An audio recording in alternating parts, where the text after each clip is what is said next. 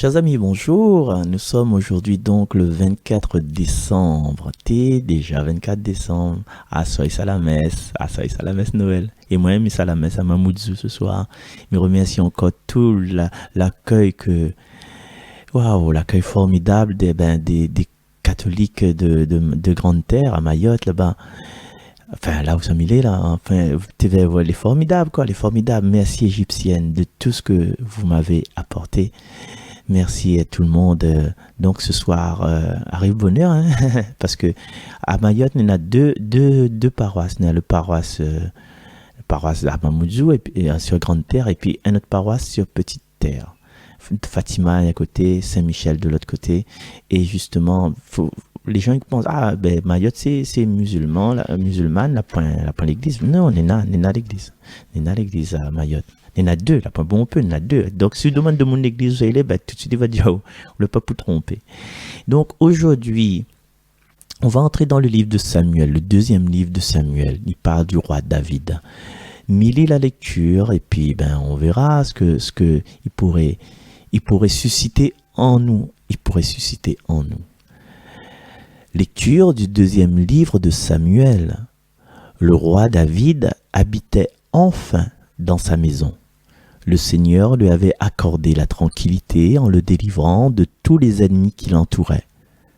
Le roi dit alors au prophète Nathan, « Regarde, j'habite dans une maison de cèdre, et l'arche de Dieu habite sous un abri de toile. » Nathan répondit au roi, « Tout ce que tu as l'intention de faire, fais-le, car le Seigneur est avec toi. » Mais cette nuit-là, la parole du Seigneur fut adressée à Nathan.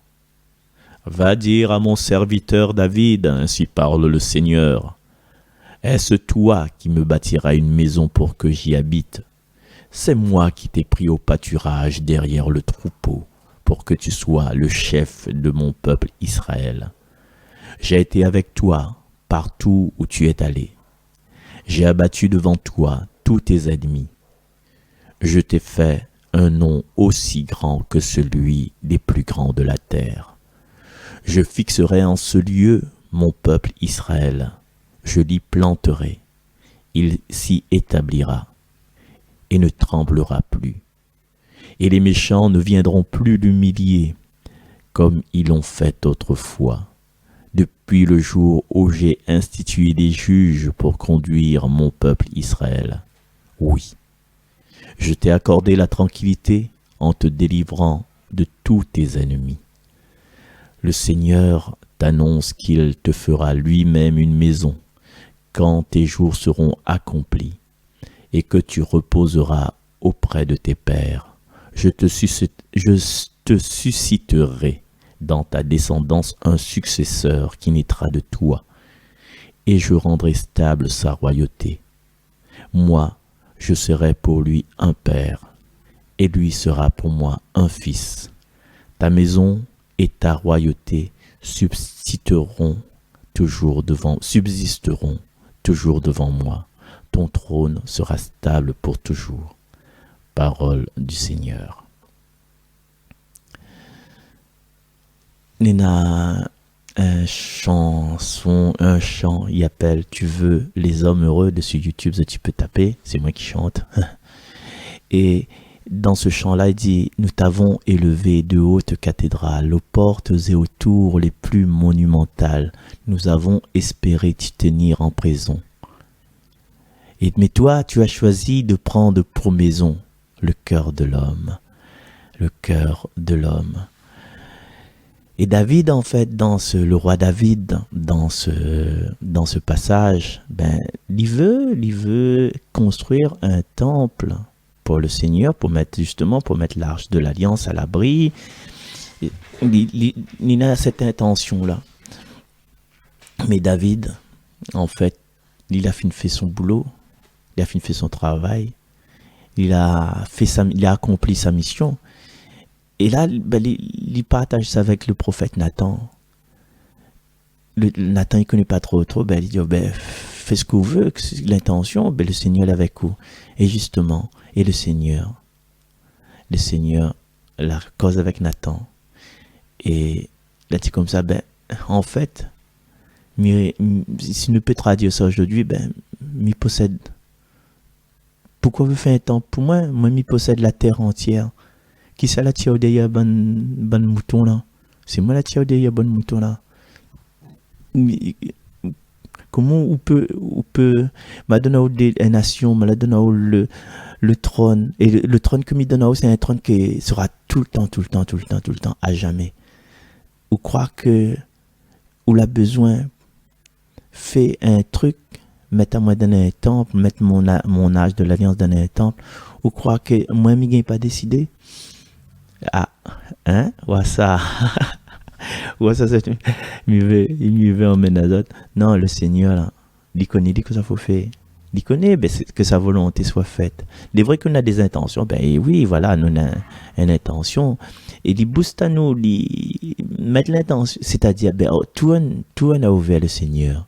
C'est ça, en fait. Tout on vers le Seigneur. Demande à lui, ou t'intention, que ça voudrait.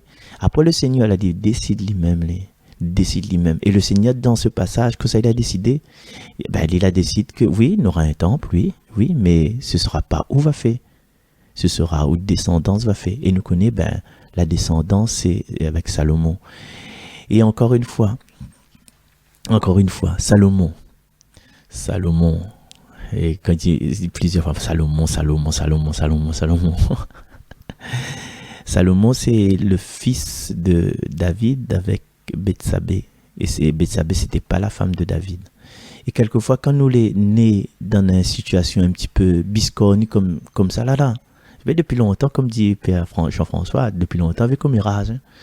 Quand nous les nés dans un truc de biscornue, d'instabilité, qui ne ressemble pas aux règles de la société, ouais, c'est un enfant bâtard finalement, mais seulement il est fils du roi. Il est un enfant bâtard quand même. Mais il ne veut pas dire que quand on est né dans montrer du doigt, naissance les montrer du doigt par la société, il ne veut pas dire qu'on ne réussit pas, quoi. Ouais. Il ne veut pas dire qu'on ne réussit pas, parce que Salomon, quand mon Dieu l'a demandé à lui que ça lui veut, ben, il a dit qu'il veut la sagesse, quoi. Et ça, nous peut pas, cette faut retenir aujourd'hui, c'est que nous ne peut pas enfermer Dieu dans une boîte. Même si nous enfermons dans une boîte, il est partout. L'incroyable, parce que nous, les dans un monde physique, nous voyons les limites de hauteur, longueur, largeur, profondeur, comme un meuble, un armoire.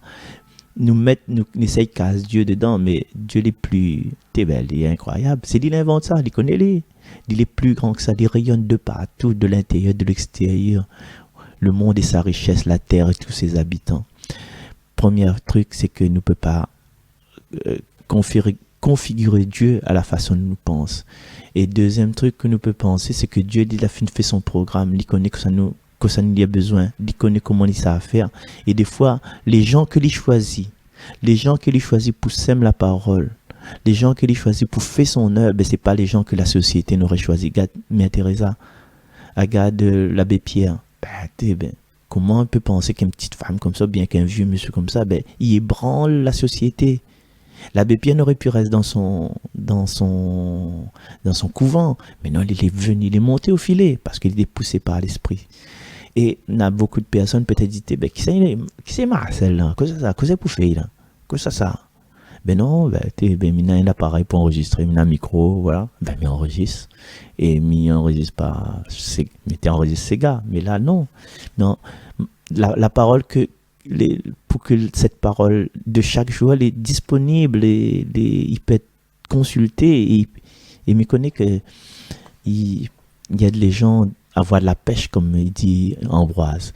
Donc voilà, nous reste encore dans ce jour, dans cette attente du Seigneur, et il souhaite à nous de voir le cœur en paix ce soir, et laisse pas où entraîner que ça nous a mangé, que ça avec qui ça, si ça a bien se passer. Non, les temps sont accomplis. À nous reposer, à nous laisser le Seigneur faire son œuvre maintenant. Allez, bon Noël, bon Noël, nous retrouve quand ça, nous pas moins, allez, bye bye. Pourquoi pas demain? Demain férié, non, laissez-le tranquille. Trouve-le après-demain.